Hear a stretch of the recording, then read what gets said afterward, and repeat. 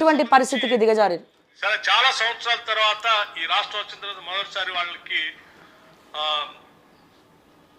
Notification ఇచ్చారు అధ్యక్ష. 1:50 వాళ్ళ ఎలిజిబిలిటీ ఇచ్చారట. 1:50 కాకుండా 1:100 ఇస్తే కొంత ఎక్కువ మంది చాలా సంవత్సరాల నుంచి ప్రిపేర్ అవుతున్నారు కాబట్టి అవకాశాలు బాగుంటాయి కాబట్టి దయచేసి 1:100 ఇవ్వాల్సిందిగా నేను మీ ద్వారా రాష్ట్ర ప్రభుత్వాన్ని ఆలోచన చేసి అవకాశం ఇవ్వాల్సిందిగా కోరుతా ఉన్నాను. మరి బట్టి విక్రమార్క గారు అసెంబ్లీలో మీరు మాట్లాడినారు. మీరు అసెంబ్లీలో మాట్లాడినట్టు మరి ఇప్పుడు ఎందుకు డిప్యూటీ సీఎం అవ్వగానే సైలెంట్ అయ్యారు?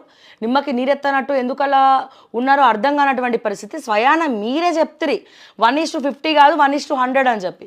ఇప్పుడు మీరు అధికారంలోకి రాగానే ఇచ్చిన మాటలు, అడిగినటువంటి క్వశ్చన్లు అన్నీ కూడా మర్చిపోతే ఇంతకన్నా దౌర్భాగ్యం ఏముంటుందని చెప్పి నేను మరొకసారి అడుగుతా ఉన్నాను. సార్, ఇంకా ఎన్ని రోజులు చేస్తారు? వీళ్ళేమో పట్టించుకునే పరిస్థితిలో లేరు, మీ ఆరోగ్యం ఏమో క్షీణించిపోతుంది.